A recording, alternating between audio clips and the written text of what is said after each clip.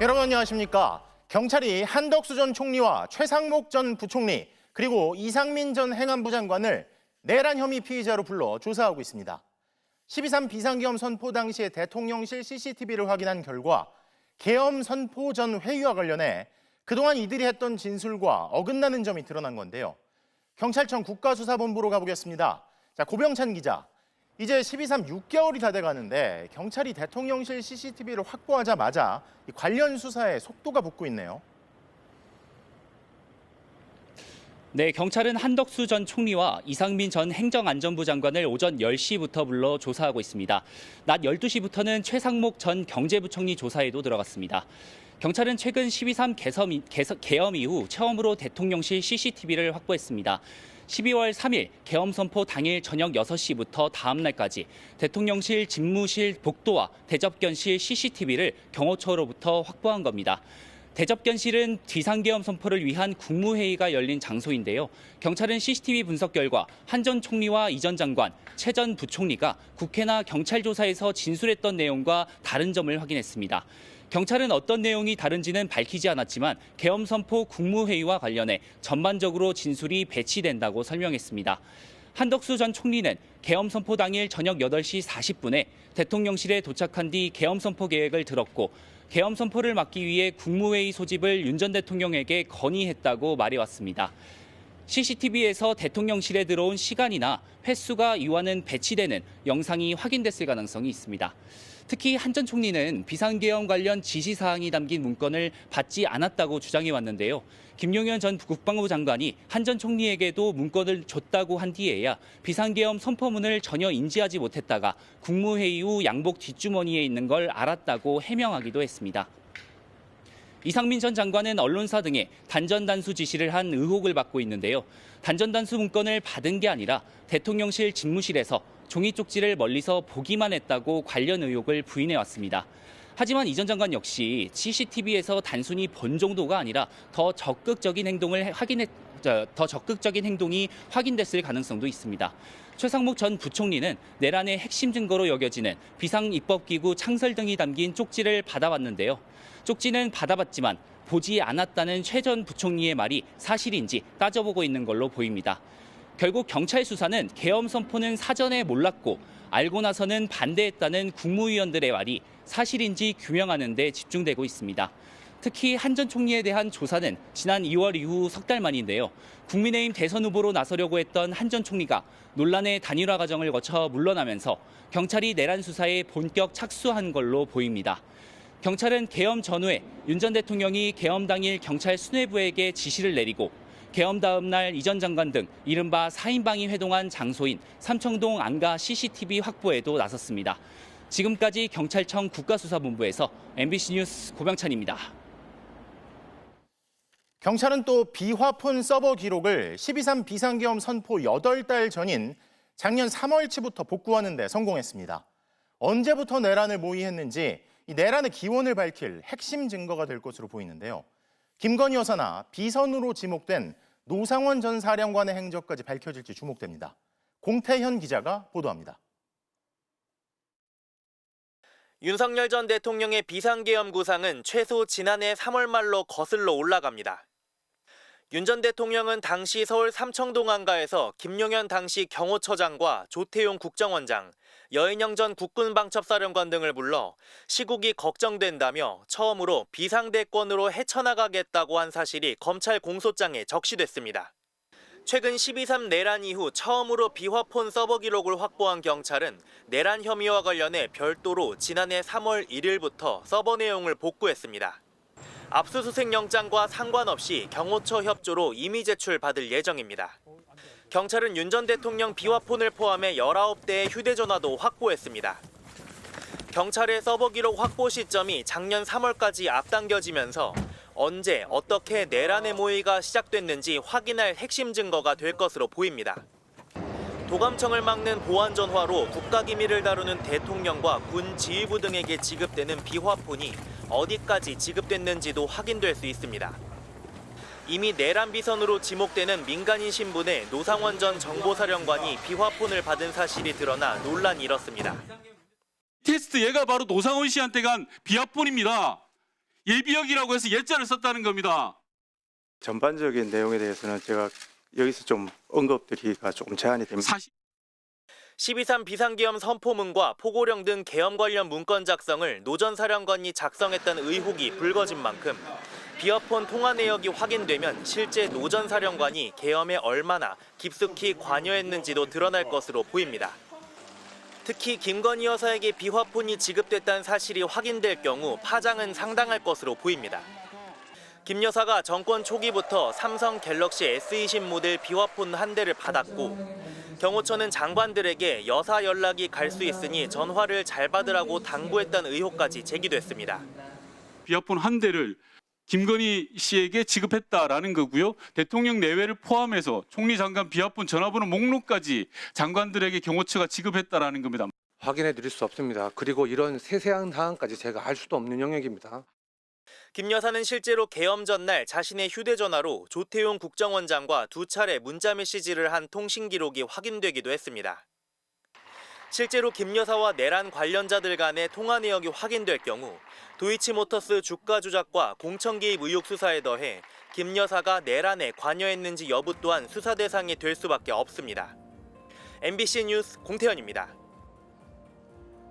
자, 그런데 경호처의 비화폰 기록 가운데 세 사람의 것이 원격으로 삭제된 정황이 포착됐습니다.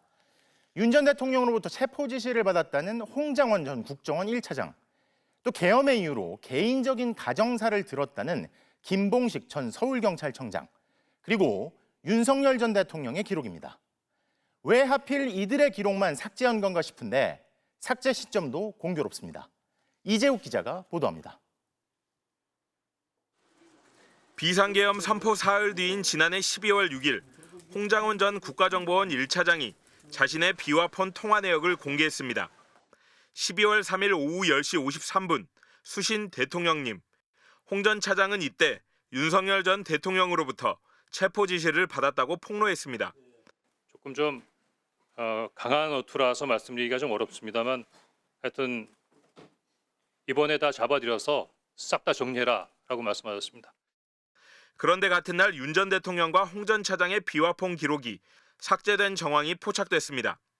경찰 관계자는 누군가 원격으로 비화폰 정보를 모두 삭제했다며 일반 휴대전화와 비교하면 초기화 조치를 한 것이라고 설명했습니다. 비화폰 서버는 대통령 경호처가 관리하는데 원격 삭제를 누가 지시했는지는 아직 확인되지 않았습니다. 원격 삭제가 실행된 12월 6일은 홍 전 차장이 체포 지시를 공개한 뒤 윤 전 대통령이 홍 전 차장을 경질했다는 언론 보도가 잇따르던 때였습니다. 경찰 특별수사단은 삭제된 비화폰 정보가 복구 가능한지는 아직 알 수 없다며 증거인멸 혐의와 관련한 수사를 시작했다고 밝혔습니다. 김봉식 전 서울경찰청장이 쓰던 비화폰 사용자 정보도 함께 삭제된 것으로 파악됐습니다. 김봉식 전 서울청장은 앞서 윤 전 대통령이 계엄의 이유로 개인적인 가정사를 언급했다고 말해왔습니다. 특검이라든지 이런 부분하고는 전혀 관련이 없는 부분들입니다. 대통령님 지극히 개인적인 부분이라고 저는 그 당시 느낌을 받았습니다. 윤석열 전 대통령의 탄핵 심판과 수사를 앞두고 내란 혐의와 직접적으로 관련된 증거를 지우려 한 것으로 의심됩니다. 경찰은 비화폰 세대의 정보가 지워진 다음 날 김성훈 전 차장이 경호처에 비화폰 전체 데이터 삭제를 지시한 문건을 확보했습니다.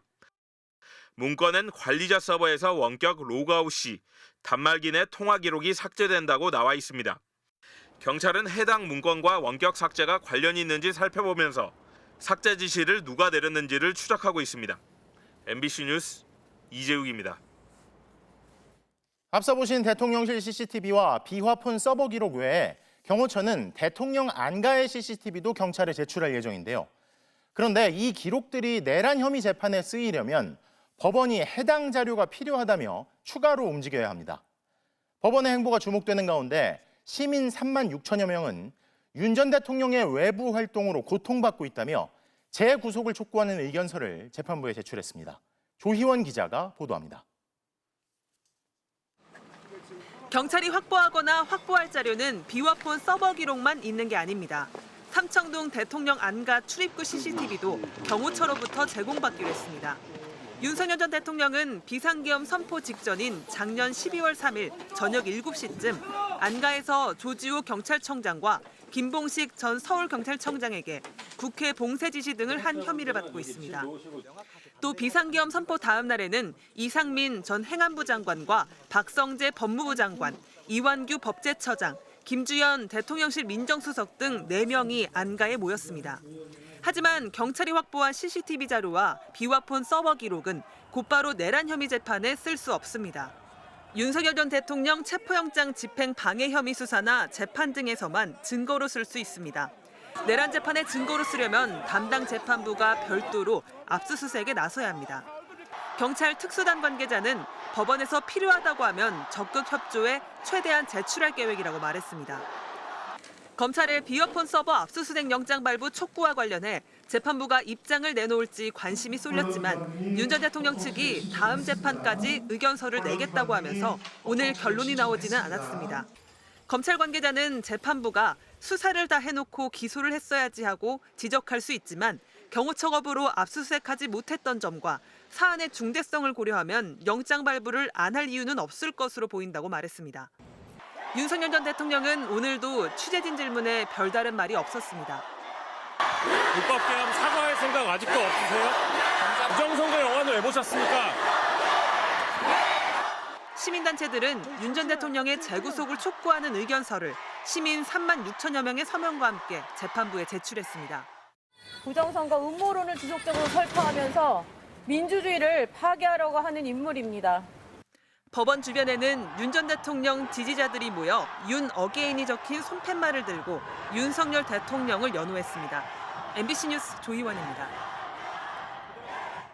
오늘 윤 전 대통령 내란 혐의 재판에서는 비상계엄 당일 밤 현장 지휘관이 부하들에게 국회의원들을 다 끄집어내라는 지시를 전달하는 통화 녹음이 재생됐습니다.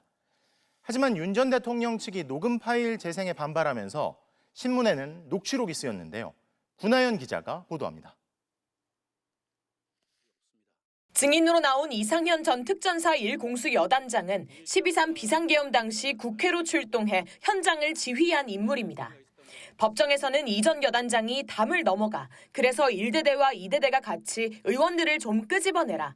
문짝을 부숴서라도 국회의원을 다 끄집어내라는 지시를 부하에게 그대로 전달한 통화 녹음이 재생됐습니다. 검찰은 이 같은 명령이 윤석열 전 대통령, 곽종근 전 특전사령관, 이 전 여단장, 그리고 부하들 순으로 전달됐다고 보고 있습니다. 이 전 여단장은 또 곽 전 사령관이 화상회의에서 대통령의 지시라며 문을 부숴서라도 국회의원을 끄집어내라, 도끼로 문을 부수고 들어가라, 전기라도 필요하면 끊어보라고 했다면서 해당 지시를 윤석열 전 대통령의 지시로 이해했다고 증언했습니다. 검찰이 도끼는 곽 전 사령관이 아닌 대통령이 지시한 걸로 이해했냐고 묻자 그렇게 이해했다고 답했습니다. 앞서 국회에서도 이렇게 증언했습니다. 대통령님께서 문을 부셔서라도 국회의원을 끄집어내라 또 말씀하셨어. 전기라도 필요하면 끊어라. 이렇게 지시를 받았습니다. 국회의원 끌어내라는 지시가 있었다는 군 간부 증언은 속속 이어지고 있습니다. 그동안 관련 증언을 거부해왔던 이진우 전 수도방위 사령관도 최근 군사법원에서 윤석열 전 대통령으로부터 문을 부수고 들어가 끄집어내란 지시를 받았다며 반년 만에 입을 열었습니다. 검찰은 오늘 재판에서 이 전 여단장과 부하들 사이 통화 녹음 30여 개를 증거로 제시했지만 윤 전 대통령 측이 증거 능력을 문제 삼아 공개 재생에 반발하면서 대부분 녹음 파일 대신 녹취록을 토대로 신문이 이어졌습니다. 윤 전 대통령 측 반대 신문은 대선 이후인 6월 9일 열리는 다음 재판에서 이어가기로 했습니다. MBC 뉴스 구나연입니다. 비상계엄을 촉구합니다.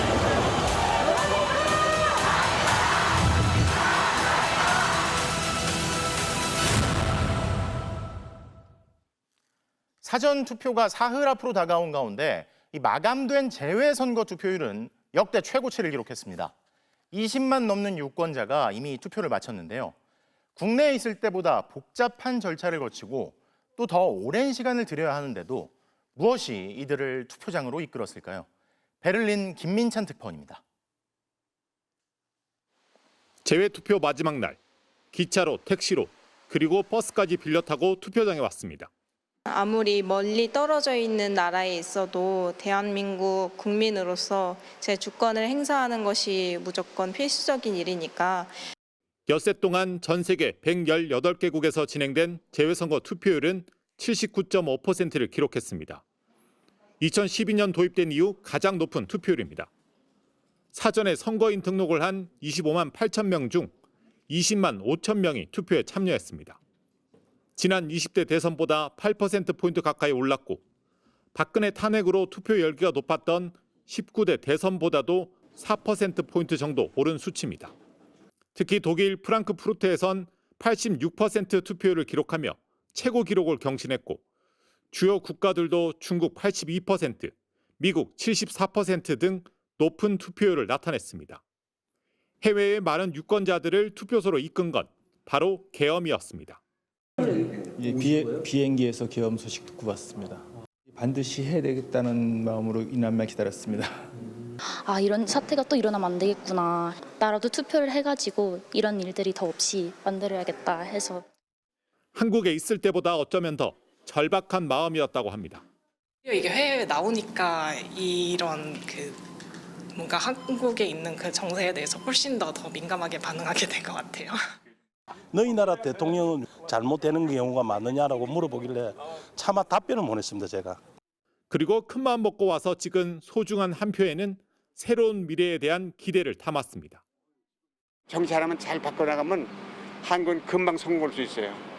부강한 나라가 되고 외국에서도 또 자랑스럽게 생각하는 그런 사람이 대통령이 되었으면 좋겠어요. 전 세계 20만 명이 넘는 교민들의 마음은 정해졌습니다. 더 나은 새로운 한국을 위한 바람이 나라 밖에서부터 불기 시작했습니다. 베를린에서 MBC 뉴스 김민찬입니다. 더불어민주당 이재명 후보는 최근에 보수 진영 결집을 의식한 듯 다시 내란 극복을 강조하고 나섰습니다. 국민의힘 김문수 후보를 겨냥해 윤석열 전 대통령의 아바타가 당선되면 윤 전 대통령이 상황으로 돌아와 국민에게 다시 총구를 겨눌 것이라고 날을 세웠는데요. 한미동맹과 실용외교를 강조한 외교안보 공약도 발표하면서 남북 한 라인을 재구축하겠다고 밝혔습니다. 이기주 기자입니다. 이틀 만에 다시 자신의 정치적 고향인 경기도를 찾은 더불어민주당 이재명 후보. 성남시장과 경기도지사 당시 성과들을 부각시키며 준비된 후보만이 민생의 위기를 극복할 수 있다고 말했습니다. 성남시장 이재명 잘하네. 그래서 제가 전국 대통령 후보까지 되지 않았습니까? 조기 대선 국면이 중반을 넘어간 시점, 다시 내란 극복도 상기시켰습니다. 이번 선거는 윤석열 내란 세력이 복귀할 수도 있는 역사적 분수령이라고 주장했습니다. 특히 국민의힘 김문수 후보를 윤석열의 아바타라고 부르며 내란당 후보가 대통령이 되는 역사의 퇴행을 막아달라고 호소했습니다. 윤석열이 상황이 돼서 김문수를 통해 다시 대한민국을 독점하고 국민에게 총구를 수시로 겨루는 그런 나라가 될 수도 있습니다. 또 왜 처녀 총각이 편을 나눠 싸우고 젊은이와 노인이 싸우느냐, 국민을 편갈라 싸우게 하는 정치인은 리더 자격이 없다며 개혁신당 이준석 후보도 에둘러 비판했습니다. 이재명 후보는 유세 현장에서 직접 외교안보 공약을 발표하며 한반도 평화를 강조했습니다. 남북 관계는 긴장 완화가 우선이라며 남북 간 소통 채널을 복원하겠다고 약속했습니다. 비핵화, 평화로 공존하는 한반도의 길을 찾아가겠습니다. 군사 핫라인 등 남북 소통 채널 복원을 추진해서 긴장 유발 행위를 상호 중단하고 굳건한 한미동맹을 토대로 한 실용외교를 강조하며 불법 계엄으로 훼손된 한미동맹 신뢰를 복원하겠다고도 말했습니다. 이 후보는 또 군이 위헌 위법한 정치적 폭거에 동원되는 일이 다시는 없도록 군의 문민 통제 강화가 필요하다면서 이제는 민간인이 국방부 장관을 맡는 게 바람직하다는 입장도 밝혔습니다. MBC 뉴스 이기주입니다. 국민의힘 김문수 후보는 경기 남부와 서울에서 집중 유세를 벌이며 승부처인 수도권 표심 잡기에 나섰습니다. 과거 도지사 시절 치적으로 강조해온 삼성전자 평택 공장에선 반도체 산업에 대한 전폭적인 지원을 약속했는데요. 이번 선거는 유능한 경제와 선동 경제의 대결이라며 이재명 후보를 겨냥했습니다. 홍익표 기자가 보도합니다. 경기도 평택의 삼성전자 반도체 공장을 찾은 국민의힘 김문수 후보. 환호와 박수를 받으며 입장한 김 후보는 방명록에 삼성 반도체 초인류 초격차라고 적었습니다. 차세대 반도체를 생산하는 삼성전자 평택 공장은 김 후보가 경기도지사 시절 치적으로 빼놓지 않고 언급하는 곳인데 김 후보는 반도체 산업에 대한 전폭적인 지원을 강조했습니다. 근데 다가오는 AI 시대의 이 핵심이 바로 반도체인데 이 반도체 산업이 더 잘 돼야만 우리 경제가 더 크게 돌아가고. 이어 반도체 특별법 통과와 반도체 필수 인프라 지원, 규제 개혁을 위한 규제혁신처 신설을 약속했습니다. 특히 이재용 삼성전자 회장의 재판을 언급하며 자유로운 기업 활동에 제약을 가하는 것이라고 주장했습니다. 이번 선거는 진짜 경제와 가짜 경제 대결입니다. 유능한 경제와 선동 경제의 대결입니다. 김 후보는 경기 남부 지역을 돌며 GTX 노선 연장 등 교통망 확충과 일자리 조성을 거듭 약속했습니다. 공식 선거운동 기간에 김 후보가 경기권을 찾은 건 이번이 벌써 5번째입니다. 경기도 집중 공략에 나선 김문수 후보는 산업단지 유치 등 과거 성과를 거듭 내세우며 자신이 국정 운영의 적임자라고 강조했습니다. 김 후보는 4대 대광역권 육성과 급행 철도망 확대, 지방정부 재정 확충 등 지방 살리기 공약도 잇따라 내놨습니다. 서울 노원 도봉 강북 유세에서는 그동안 따로 선거운동을 하던 한동훈 전 대표가 깜짝 등장해 김문수 후보의 지지를 호소했습니다. 이번 선거는 중도층이 결국 승패를 좌우할 겁니다. 그분들이 바로 여기 이 김문수 후보를 찍게 만들어야 합니다. 수도권 집중 유세를 마무리한 김 후보는 마지막 3차 TV 토론회 준비에 매진합니다. MBC 뉴스 홍익표입니다. 개혁신당 이준석 후보는 공개 일정을 최소화하고 내일 있을 3차 TV 토론 준비에 집중했습니다. 방송기자클럽 토론회에서는 이재명, 김문수 후보를 동시에 비판하면서 지지세 확장을 시도했는데요. 민주노동당 권영국 후보는 비정규직 노동자들과 정책 협약을 맺으며 노동 친화 후보로서의 행보를 이어갔습니다. 백승우 기자의 보도입니다. 한국방송기자클럽 토론회에 참석한 이준석 후보는 비호감도 1위인 자신에 대해 안철수 의원을 예로 들며 거대 양당 사이에 끼인 후보는 늘 비슷한 과정을 겪어왔다고 주장했습니다. 안철수 의원님이 항상 비호감도 1위를 하셨던 적이 있습니다. 양당에서 봤을 때 안철수 의원님이 눈에 가시처럼 보였기 때문에. 그러면서 자신의 태도를 비판한 이재명 후보는 안에서 새는 바가지, 김문수 후보는 준비 안 된 후보라고 비판했습니다. 이재명 후보가 지금 집에서 새는 바가지가 만약에 대통령이 되어서 나중에 해외 가가지고 김문수 후보님께서 사실 이번 선거에서 엇박자가 많이 나신 건 사실입니다. 그래서 준비가 덜 되셨다는 인상을 많은 사람들에게 주시는 겁니다.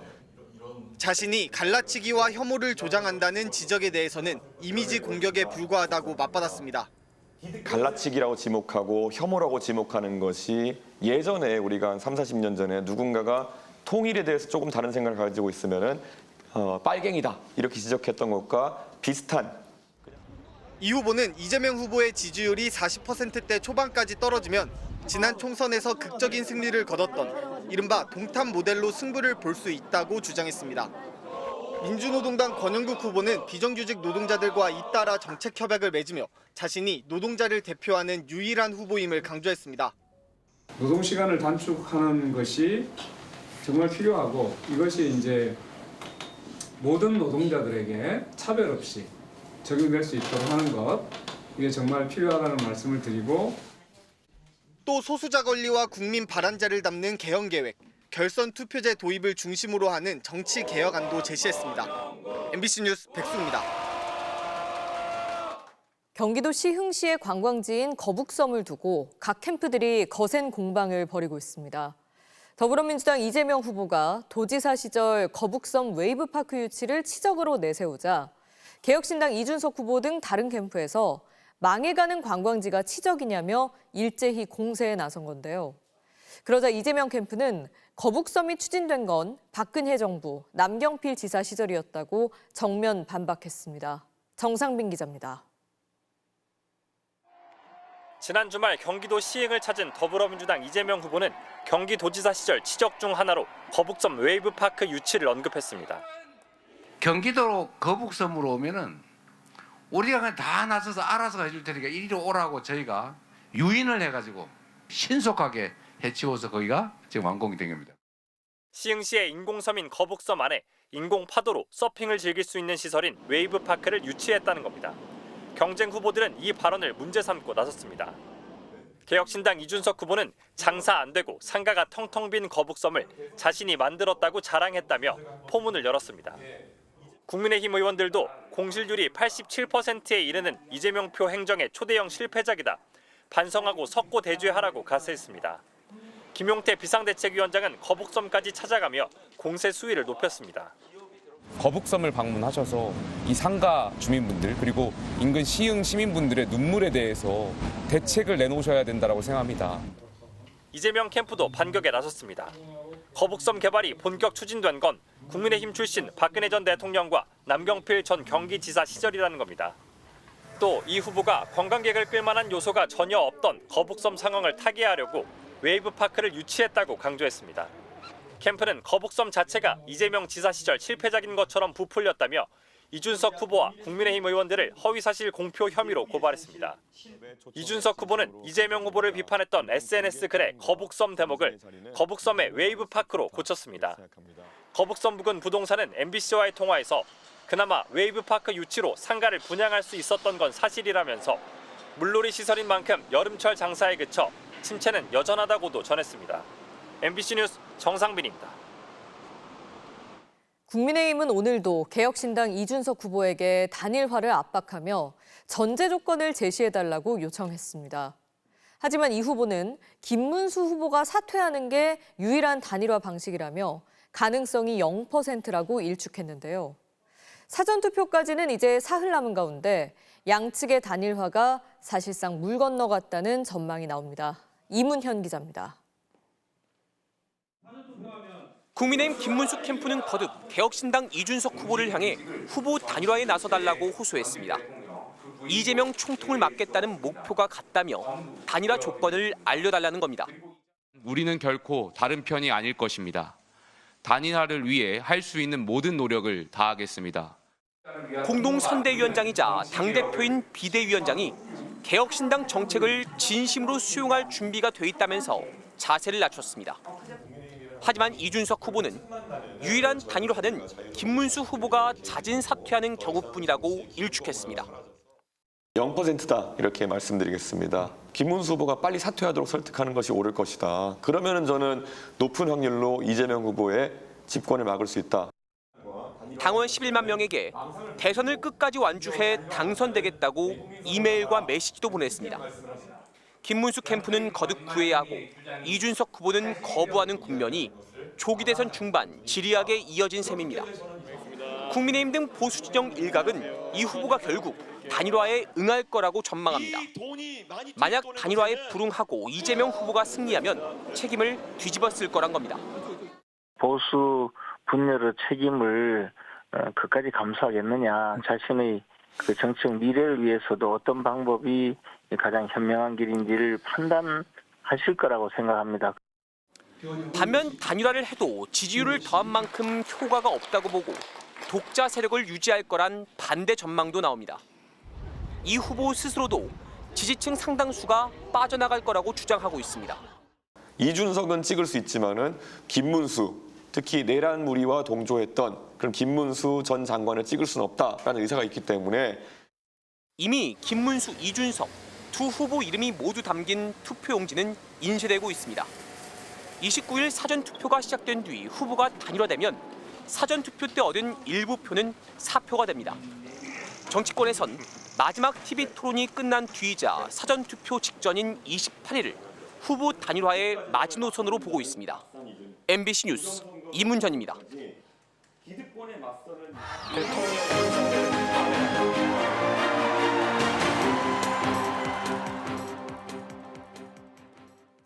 자, 이제 8일 뒤면 대선인데요. 뜨거운 대선판 소식 지윤수 기자와 짚어보겠습니다.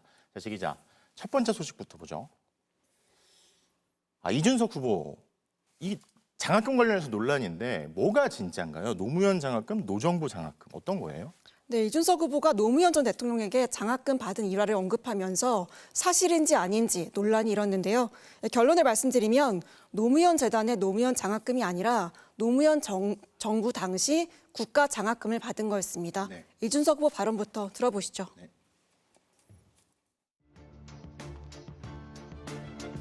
친노에 계신 분들이 솔직히 말하면 저를 깔 때 많이 쓰는 아이템이에요.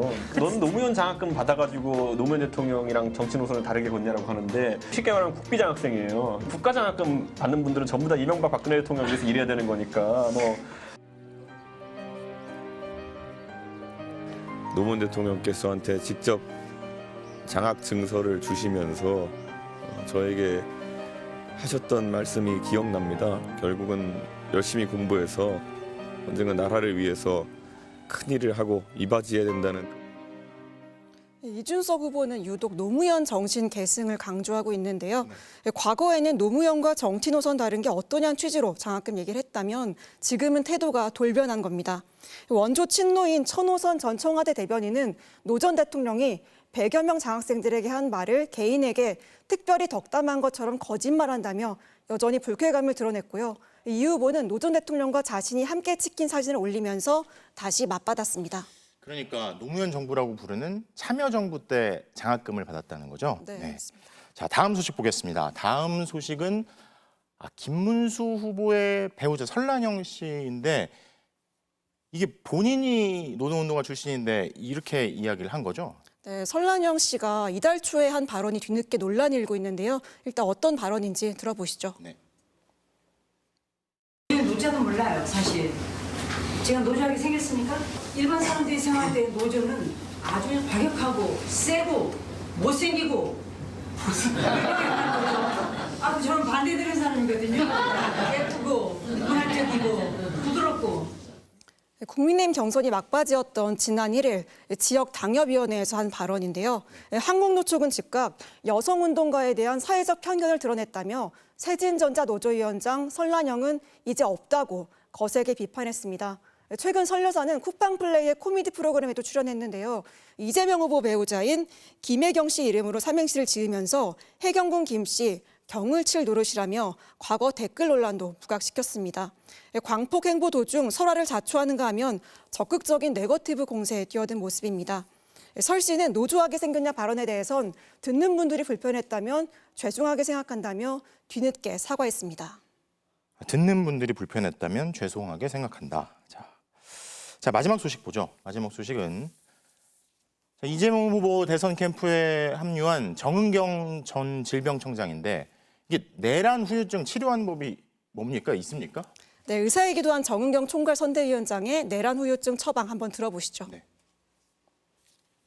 많은 국민들이 만성적인 두통이나 무력감, 그리고 불안감, 불면증 등을 많이 호소하시는데요. 특별한 어떤 질병이 있거나 검사 이상이 있다기보다는 이거는 대부분 스트레스하고 관련된 12월부터 밤에 잠을 못 자고 있어요. 이거 어떻게 치료해요? 투표해야죠. 네, 코로나19 극복 과정에서 보여준 헌신으로 인지도와 호감도가 높은 데다 과거 인터뷰 영상까지 활용해서 눈길을 끌었습니다. 보수 진영 결집으로 지지율 차이가 줄어들자 이재명 캠프는 이번 대선이 내란 극복 선거란 점을 상기시키는 전략을 쓰고 있습니다. 자, 이번 대선이 내란 때문에 일어난 대선은 맞는 말이죠. 자, 정치팀 지윤수 기자 잘 들었습니다. 김건희 여사가 통일교 측으로부터 샤넬백들을 전달받았다는 의혹과 관련해 검찰이 김 여사 비서의 자택에서 영수증과 보증서 등을 찾은 걸로 전해졌습니다. 보증서는 비서가 보관하고 샤넬백은 김 여사가 가져갔을 거라는 게 검찰의 의심인데 문제의 샤넬백 2개의 가격도 특정한 것으로 전해졌습니다. 이승지 기자가 단독 취재했습니다. 윤영호 전 통일교본부장이 김 여사 선물로 건넨 샤넬백 2개가 건진법사를 거쳐 유경옥 전 대통령실 행정관에게 전달됐다는 게 검찰의 판단입니다. 검찰은 지난달 30일 김 여사 자택과 함께 유경옥 전 행정관의 자택을 압수수색하면서 샤넬백을 보관하던 상자와 포장지 그리고 보증서를 찾은 것으로 전해졌습니다. 구매 영수증도 나온 걸로 알려졌는데 유 전 행정관이 웃돈을 얹어 다른 제품으로 교환하면서 새로 받은 내역으로 추정됩니다. 다만 문제의 샤넬백은 아직 찾지 못했습니다. 검찰은 김 여사의 비서 역할을 해온 유 전 행정관이 샤넬백은 김 여사에게 건네고 영수증과 보증서는 자신이 보관 관리해온 게 아닌지 의심하고 있습니다. 이로써 샤넬백을 모두 자신이 잃어버렸다고 했던 건진법사 전성배 씨의 주장 역시 설득력을 잃었다는 게 검찰 판단입니다. 검찰은 윤 전 본부장이 건넨 샤넬백 2개의 가격도 특정한 것으로 전해졌습니다. 윤 전 대통령 취임식 이전인 2022년 4월 첫 번째 선물은 당시 802만 원짜리 제품으로 유 전 행정관이 85만 원을 얹어 바꾼 것으로 전해졌습니다. 이어 취임식 직후인 2022년 7월엔 가격을 올려 1,271만 원짜리가 전달됐고 유 전 행정관이 다시 200만 원 정도를 내고 다른 제품으로 교환한 정황을 포착한 것으로 알려졌습니다. 검찰은 이들 샤넬백이 캄보디아 사업 등 통일교 현안을 풀기 위한 조직적인 청탁일 수 있다고 보고 통일교 내 명품 거래를 도맡아온 관계자의 자택도 추가로 압수수색한 걸로 전해졌습니다. 검찰은 건진법사와 유경옥 전 행정관이 김 여사로 가는 수사를 막기 위해 계속 말을 맞출 가능성이 있다고 보고 유 전 행정관에 대해선 체포영장을, 건진법사에겐 구속영장을 청구하는 방안을 검토하고 있는 것으로 전해졌습니다. MBC 뉴스 이승지입니다. 대선을 앞두고 전광훈 목사가 교회 예배당에서 가혹 행위를 했던 일이 뒤늦게 알려졌습니다. 집회 참가자 동원이 신통치 않다며 소위 얼차려를 강요한 건데요. 국민의힘 김문수 후보에 대해선 말을 안 해도 통하는 사이라고 친분을 과시했습니다. 윤수환 기자가 보도합니다. 지난 22일 사랑제일 교회에서 열린 집회. 목사 전광훈 씨가 지역 책임자들을 단상 앞으로 불러내 욕설을 합니다. 야, 이들아, 이 새끼. 들아, 지금 전쟁 상황인지도 모르고 말이야. 자, 대가리를 박는다 실시. 동작 그만. 다시 일어서. 동작이 왜 느려 이거. 다시. 대가리를 박는다 실시. 집회 참가자를 목표치만큼 동원하지 못했다며 이른바 원산폭격 자세를 강요합니다. 언제까지 꼬라박기 하냐? 밤새도록. 왜? 니들 때문에 나라가 망해. 니들 때문에 나라가 망한다니까. 지금 자유민주주의 체제가 북한에 넘어갈 최고의 위기 상황이라며 교인들을 꾸짖더니 김문수 국민의힘 후보와의 친분을 과시합니다. 멘토 있어 없어? 김문수 대표님은 나하고 문재인하고 싸우려고 가문운동을 4년 같이 했기 때문에 나하고 전화도 안 하고 나하고 교감도 안 해도 내 생각을 너무 잘 알고 자신이 예견하거나 꿈을 꾼 건 100% 맞는다며 김 후보를 오래전 차기 지도자감으로 알아봤다고 합니다. 20년 전에 내가 기도하다가 성령의 충동을 받고 차기 지도자를 세우라. 그때 경기지사 2번째 할 때요. 그래서 내가 찾아갔어요. 지난해 김 후보가 노동부 장관에 발탁됐을 때도 전 씨는 본인의 성과인 양 자랑했습니다. 내가 연설하는 거 모든 걸 다 외운 거야. 그래서 김문수 지사님의 이 모든 철학 사상 이거의 절반은 제 영향을 받은 거예요. 제 영향을 제가. 김 후보는 지난 2020년 전 씨와 함께 극우 성향의 자유통일당을 창당하는 등 아스팔트 극우로 인연을 맺어왔습니다. 지난 2월 장관 신분으로 국회 대정부 질문에 나와서도 전 씨를 자유민주주의의 수호자라 옹호했지만 대선 출마 이후엔 직접적인 연관성을 부인하기도 했습니다. 교인들에 대한 얼차려 파문이 확산되자 전 씨가 이끄는 단체는 입장문을 내고 회원 중심의 내부 행사에서 결속과 활기를 북돋기 위한 유쾌한 연출이었다고 해명했습니다. MBC 뉴스 윤수환입니다. 국가인권위가 내란 당시 인권 보호를 위해 제 역할을 했는지 세계 국가인권기구 연합으로부터 특별 심사를 받고 있습니다. 그런데 뭘 했는지 묻는 인권기구 질의에 인권위가 윤 전 대통령의 방어권을 챙겼다는 답변을 추진하고 있습니다. 안창호 위원장은 해야 할 일을 한 것뿐이라는 입장인데요. 이혜선 기자입니다. 세계국가인권기구 연합 갈리의 의무는 한국의 국가인권위가 계엄 선포와 관련한 인권 침해에 어떤 대응을 했느냐입니다. 이에 대한 인권위 답변서 초안은 계엄 선포로 야기된 국가적 위기 관련 인권 침해 방지 대책 권고와 의견 표명을 결정했다는 겁니다. 내란죄 피의자 윤석열 전 대통령을 수사할 때 무죄 추정 원칙을 준수하고 불구속 수사 원칙을 지키라는 등 방어권을 보장해주라고 의결한 걸 일컫는 겁니다. 이 답변서 초안은 제가 볼 때는 매우 동문서답을 한 경우라고 할 수 있을 것 같아요. 제대로 된 답변서를 내기가 매우 그런 마인드로는 굉장히 어렵겠죠. 계엄 선포로 인한 시민 인권 침해에 대한 직권조사 의안은 부결시킨 점은 초안에 언급조차 되지 않았습니다. 하지만 안창호 위원장은 답변서 제출 시한인 다음 달 1일을 앞두고 오늘 전원위원회에 답변서 안건을 상정했습니다. 자신들이 저지른 반인권적이고 비겁했던 행위에 대한 성찰과 반성이 담겨야 하고 즉각 답변서 심의를 공개 안건으로 전환하고 인권시민사회 목소리를 경청하여 답변서에 반영해야 한다. 안창호 위원장에게 직접 입장을 물었지만 즉답을 피했습니다. 관리 답변서 안건 논의 공개로 전환하실 건가요? 우리 위원들하고 협의 거쳐서. 다만 안 위원장은 퇴임을 앞둔 남규선 상임위원에게 관리 답변서는 잘못된 것이 없고 윤 방어권 보장 안건은 무죄 추정 원칙에 따라 의결한 내용이라고 말한 걸로 전해졌습니다.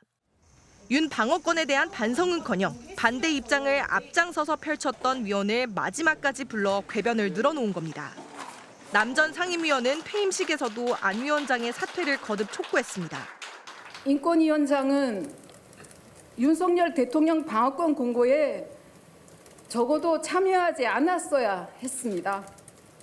독립성이 없는 인권위는 인권위가 아닙니다. 지난 2014년 이후 A등급을 지켜온 인권위가 윤석열 정부 들어서 퇴행적인 행보로 등급이 하향될 거란 우려도 나옵니다.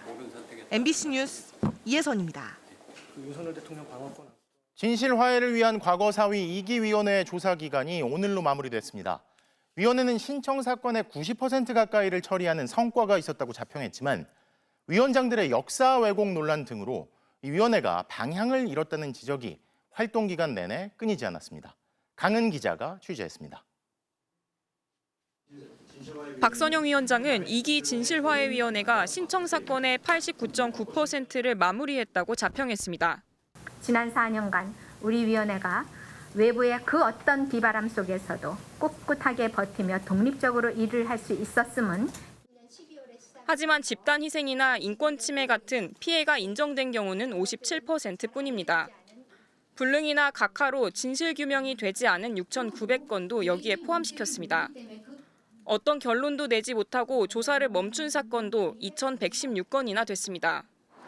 1950년 군과 경찰에 희생된 이른바 진도 사건 희생자 고 허은옥 씨도 끝내 피해자로 인정받지 못했습니다. 사망 당시 허 씨의 나이는 고작 14살. 하지만 19년 뒤 진도경찰서 대공문건엔 허 씨가 19살, 암살대원으로 기록됐습니다. 암살대원의 실체도 근거도 없다는 전문가들의 자문 의견까지 잇따랐지만 진실화해위원회 일부 위원들은 경찰 기록이 신뢰할 만한 공문서라고 주장하며 결론을 막아왔습니다. 보류, 또 중지 이렇게 해놓으니까 이렇게 생각도 모르고 저렇게 생각도 모르고. 그 사이 윤석열 정부에서 임명된 위원장들의 역사 왜곡 논란은 진실화해위원회의 갈등을 더욱 증폭시켰습니다. 김광동 전 위원장은 제주 4.3 사건을 공산주의 폭동으로 부르고 5.18 민주화 운동에 대한 북한 개입설은 가능성 있는 의혹이라며 사실과 다른 주장을 폈습니다. 윤 전 대통령이 탄핵 소추 직전 임명한 박선영 위원장도 스스로 논란을 키웠습니다. 그런 논란이 있는 것은 알지만 제가 북한군이 개입을 했는지 안 했는지는 저는 모른다고요. 제가 어떻게 그 이상을 답변해 드릴 수 있겠습니까? 본인들의 정치적인 의견이라든지 다른 이유 때문에 사건을 제대로 처리하지 않아서 이런 불호된 사건들이 많이 생기는 거 아니냐라고 하는 불만들이 있고 2기 진실화해위는 6개월간 보고서를 작성해 11월 26일 모든 활동을 종료하는데 피해자 가족들은 대선 후보들에게 3기 위원회 출범을 거듭 촉구했습니다. MBC 뉴스 강은입니다. 더불어민주당은 대법관 임명 요건을 비법조인까지 완화하고 대법관 수를 늘리는 법안들을 철회하기로 했습니다. 주말 사이 이재명 후보가 섣부르다, 제 입장은 아니다 이런 말들로 선을 그어왔는데 결국 선대위가 법안 철회를 결정한 겁니다. 김정우 기자의 보도입니다. 더불어민주당 선거대책위원회가 민주당 의원들의 대법원 개혁 법안들을 철회하기로 결정했습니다. 14명인 대법관을 100명까지 늘리는 법안과 비법조인까지 대법관으로 임명할 수 있도록 완화한 법안이 그 대상입니다. 비법조인 대법관 임명 법안, 대법관 100명 확대 법안을 철회하기로 결정하고 해당 의원에게 지시했습니다.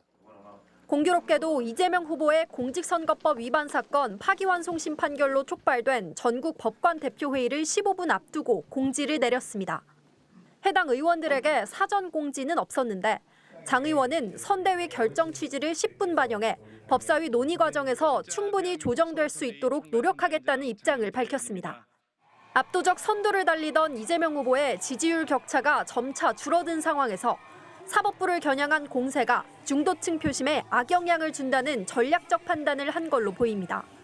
실제로 이재명 후보는 주말 내내 본인이나 당의 입장이 반영된 건 아니고 섣부르다며 선을 그어왔습니다. 선거 캠프에도 지시를 내린 게 이제 사법 문제에 대해서는 더 이상 논란을 하지 마라. 지금은 그런 얘기할 때가 아니다가 정확한 제 입장입니다. 언론 브리핑 전에는 캠프 측에 지금 중요한 건 경제 살리기 아니냐면서 자중하라는 취지의 지시를 내린 걸로 파악됐습니다.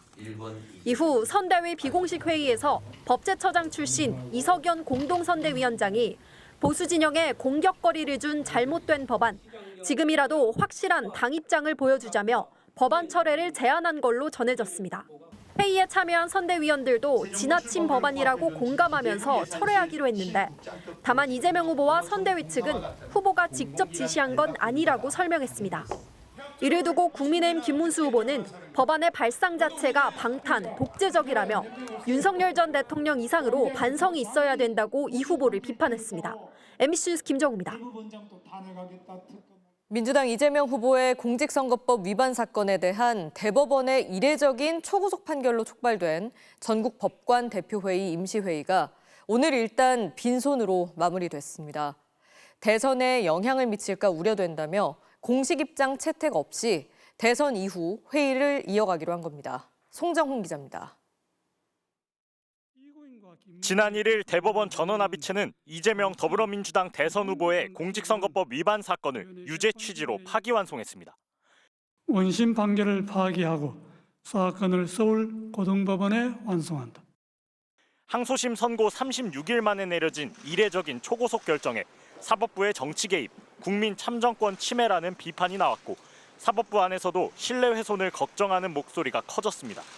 조희대 대법원장에 대한 청문회와 특검 시도 등 민주당의 압박이 거세지면서 사법부의 독립이 위협받고 있다는 의견도 잇따랐습니다.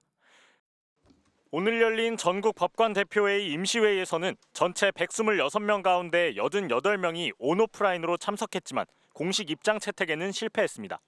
회의 관계자는 대선 전 입장을 내는 것이 선거에 영향을 줄 수 있다는 우려에 법관들도 동의했기 때문이라고 설명했습니다. 대신 5개 안건을 새로 추가해 총 7개의 안건을 대선 이후 논의하기로 합의했습니다.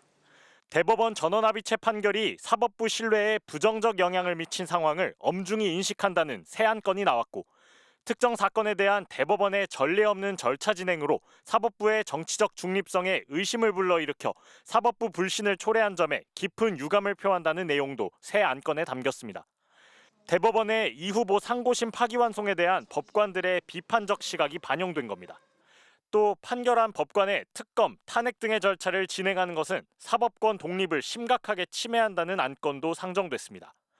민주당의 조 대법원장 특검 시도 등 사법부 압박에 반대하는 입장도 반영한 걸로 보입니다.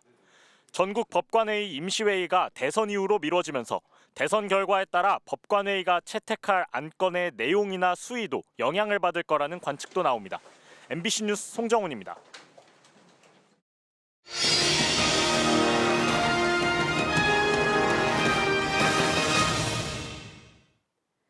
북한과 러시아의 군사동맹, 북한 핵과 미사일의 고도화 등 다음 대통령이 풀어야 할 안보 현안들은 결코 녹록지 않습니다. 후보들마다 제시한 해법은 제각각인데 문제는 구체적인 실행 계획은 없고 선언적인 개념 제시 수준에 그치고 있다는 점입니다. 대선 주자들의 북핵 해법과 안보 공약, 김세로 기자가 따져봤습니다. 북한의 전술 핵탄두 화산 31입니다. 지름이 50cm니까 농구공 2개 정도 크기죠. 이 핵탄두가 유독 위협적인 이유는 대남 타격용 단거리 미사일 3종류에 장착될 수 있기 때문입니다. 사거리는 남한 전역, 북한이 7번째 핵실험에 나선다면 이걸 실험할 거라는 게 한미의 일치된 판단입니다. 이제 막 개발을 해서 위협수단을 활용을 하고 있기 때문에 그것이 실제로 믿음직한지를 아마 실험을 해야 될 겁니다. 이에 대한 각 후보들의 대응 방안을 살펴보면 민주당 이재명, 국민의힘 김문수 후보 모두 한미동맹을 기반으로 한 억제력을 제시하고 있습니다. 그러나 이 후보는 한반도 비핵화를 강조한 반면 김 후보는 남북 간 핵 균형을 중시합니다. 특히 이재명 후보는 한반도의 군사적 긴장을 낮춰 이산가족 상봉 등 남북 관계를 복원하겠다는 구상입니다. 대화하고 소통하고 협력하고 그리고 공존하는 공동 번영하는 길을 찾아내는 게 진정한 능력 아니겠습니까? 그러나 북한이 적대적 두 국가를 선언하면서 남북 관계의 기본 틀 자체가 바뀐 상황이라 협력 자체가 쉽지 않을 거란 지적이 나옵니다. 한국의 이른바 진보, 이른바 보수 상관없이 자신들은 대화하지 않겠다라고 얘기를 하고 있잖아요. 김문수 후보는 미국 전술핵을 한반도 인근에 배치해 억제력을 확보하고 핵잠수함 등 우리 핵 잠재력을 강화해야 한다는 입장입니다. 괌에 배치를 하되 이 괌에 배치된 미국의 전술핵은 북한을 향한 것이라는 것을 한미 양국이 천명할 필요가 있습니다. 그러나 전술핵 재배치나 핵 잠재력 확보 등 김 후보 공약은 미국이 수용하지 않으면 불가능하다는 점에서 실현 가능성이 낮습니다.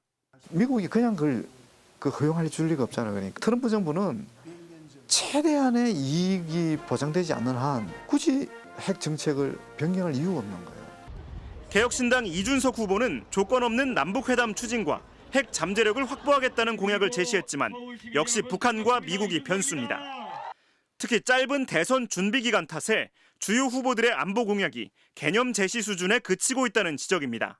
문제 해결적인 공약이 아니라 다소 퇴행적인 선언적 공약이 멈추고 있다 이렇게 보여집니다.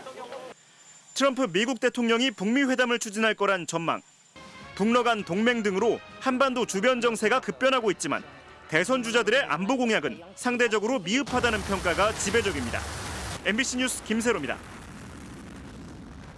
계란, 삼겹살, 고등어, 밥상에 자주 오르는 대표적인 식재료죠.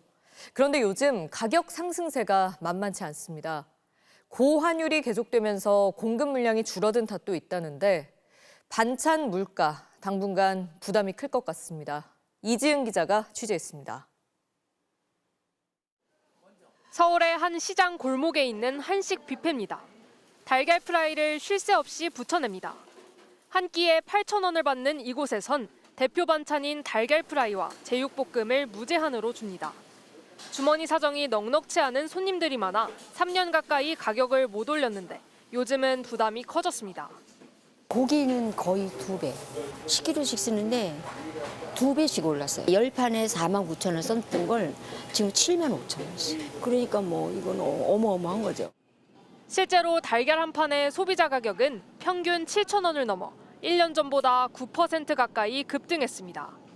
돼지고기 삼겹살도 100g에 소비자 가격 2,500원대로 6% 가까이 올랐습니다. 아침마다 계란 후라이라든가 삶아서 먹는 게 필수잖아요. 그런데 고가 시대로 됐으니까 그때 2개 먹을까 하나만 먹을까 이런 생각도 들지요. 국민 반찬으로 오르던 고등어 역시 1년 전에 비해 가격이 40%나 껑충 뛰었습니다. 주요 식재료의 값이 큰 폭으로 오르면서 이렇게 시장을 찾는 소비자들의 발걸음도 뜸해졌습니다. 그렇다고 가격을 바로 올리기도 어렵습니다. 많이 올리질 않고 좀 그렇게 물건을 그러니까 안 남는다는 거지. 그럼 올리면 누가 사요?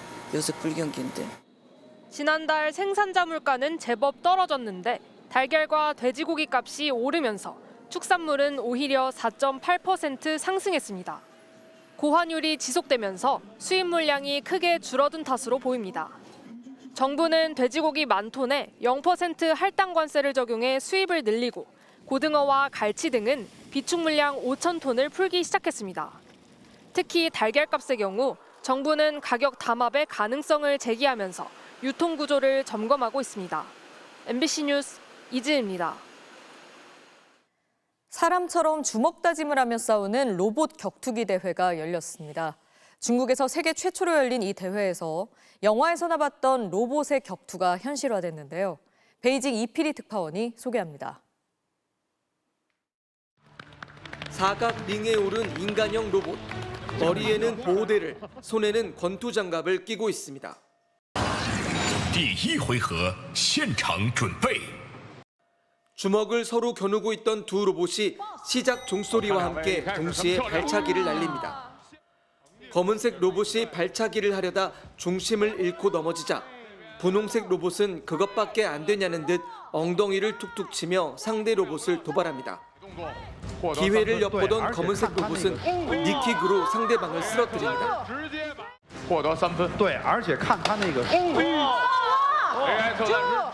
공격이 성공하면 주먹은 1점, 발차기는 3점을 얻고 넘어지면 최대 10점이 감점됩니다.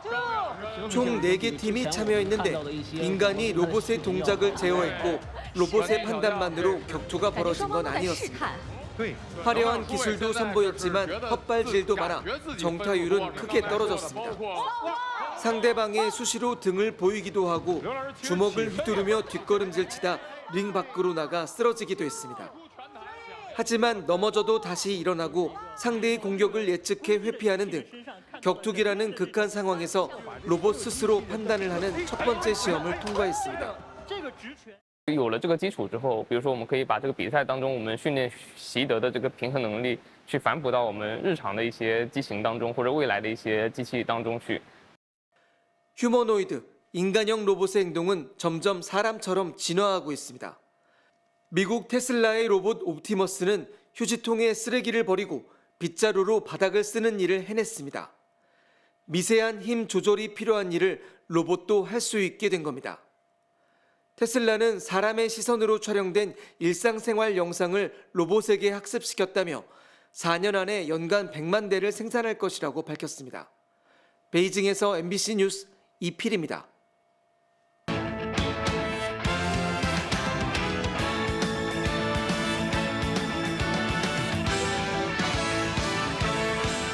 월요일 밤 스포츠 뉴스입니다. 유로파리그에서 데뷔 첫 우승을 차지한 손흥민 선수가 다음 달 월드컵 예선 명단에도 이름을 올렸습니다. 홍명보 감독은 뛰는데 지장이 없다는 점을 본인에게 확인했다며 사생활 문제는 관여할 바가 아니라고 밝혔는데요. 손정훈 기자가 전합니다. 발부상으로 리그 최종전 명단에서 빠진 손흥민은 사복 차림으로 벤치에 앉았습니다. 경기가 끝난 뒤엔 유로파리그 우승 트로피를 들고 등장했습니다. 토트넘 레전드들의 축하를 받은 손흥민은 트로피를 들고 경기장을 돌면서 홈팬들의 환호에 감사함을 전했고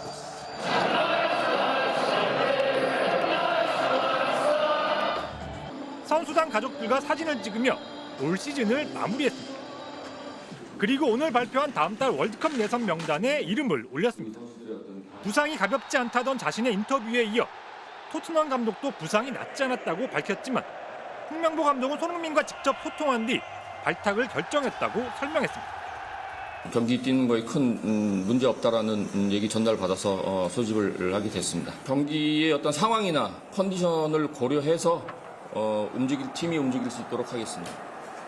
임신 협박 피해로 불거진 사생활 논란도 발탁의 고려 대상은 아니었습니다. 경기장 외적인 부분에 있어서는 제가 관여할 부분은 아니라고 생각이 들고요. 홍 감독은 시즌 내내 고질적인 발목과 종아리 부상으로 고생했던 김민재는 뽑지 않았습니다. 이라크와 비기기만 해도 11회 연속 월드컵 본선 진출을 확정하는 대표팀은 다음 달 2일 인천국제공항에서 소집돼 바로 이라크 원정을 떠날 예정입니다. MBC 뉴스 손정훈입니다. 이번 축구대표팀 명단에서 가장 눈에 띄는 선수, K리그1에서 득점 선두를 달리고 있는 전북의 전진우인데요. 그야말로 종횡무진 활약으로 홍명보 감독의 눈길을 사로잡았답니다. 김수근 기자입니다. 개막전 역전 결승골을 터뜨릴 때까지만 해도 크게 주목받지 못했던 전진우. 하지만 3경기 연속골을 포함해 절정의 득점 감각으로 전북의 무패 행진을 이끌었고 주민규보다 10호 고지를 먼저 밟으며 어느새 득점 선두까지 올랐습니다. 결국 휴식기에 들어간 유럽파의 이름값보다 현재 몸 상태를 중시한 홍명보 감독은 성인 대표팀 경험이 없던 전진우를 깜짝 발탁했습니다.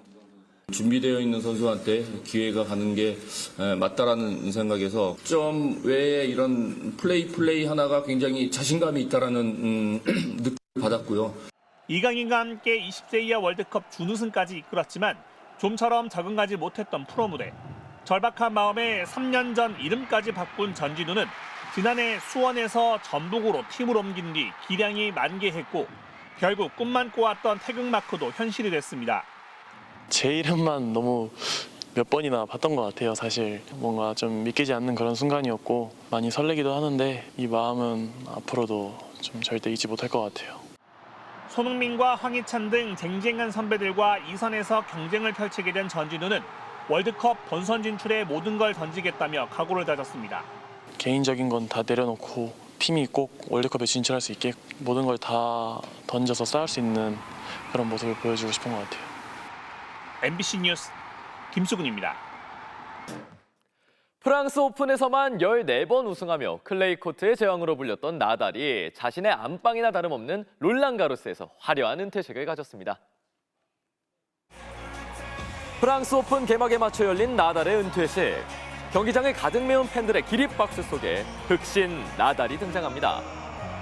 자신의 현역 시절 영상이 나오자 나달도 함께해온 가족들도 눈시울을 적시는데요. Mais mon cœur et mes souvenirs resteront toujours liés à ce lieu magique et à son peuple.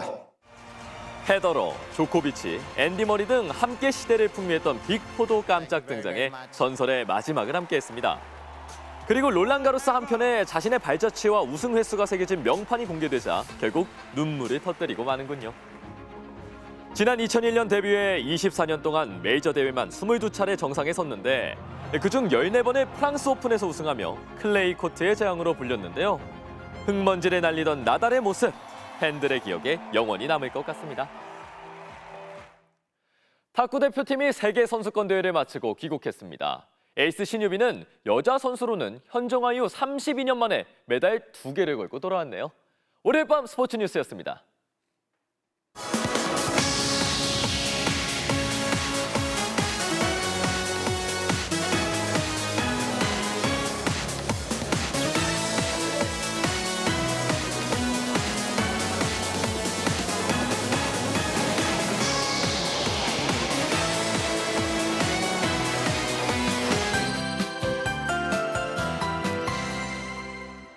여름이 벌써 코앞으로 다가왔습니다. 5월의 마지막 주가 시작된 오늘 기온이 다시 올라서요. 낮 동안 더웠습니다. 오늘 한강공원에서는 시민들이 그늘을 찾아서 휴식을 취하기도 했고요. 한편 강릉에선 감자꽃이 활짝 폈는데요. 감자꽃은 주로 5월 말에서 6월 초에 피어난다고 합니다. 꽃들도 본격 여름의 시작을 알리고 있네요. 오늘 서울의 낮 기온 26도 안팎까지 올라서 어제보다 4도가량 높았는데요. 내일도 오늘과 비슷한 더위가 이어지겠고요. 주 후반으로 갈수록 기온은 더 오르겠습니다. 금요일 서울의 낮 기온이 30도 안팎을 보이겠습니다. 다만 크게 벌어지는 일교차는 염두에 주셔야겠습니다. 또 동쪽 곳곳으론 소나기가 자주 내리겠습니다. 내일은 강원 내륙과 일부 영남 지역이 예상되고요. 모레는 동쪽 더 많은 지역으로 확대되겠습니다. 비가 내리면서 벼락과 돌풍이 동반될 수 있겠고요. 일부 지역은 우박이 떨어지는 곳도 있겠습니다. 내일도 전국이 맑겠지만 수도권과 충남 지역은 오전과 밤에 일시적으로 공기가 탁해지겠습니다. 내일 아침 기온은 서울이 15도, 광주와 대구 14도로 출발하고요. 한낮 기온은 서울이 26도, 광주 17도로 오늘과 비슷하겠습니다. 날씨였습니다. 월요일 뉴스데스크 오늘 순서 여기까지입니다. 시청해주신 여러분 고맙습니다.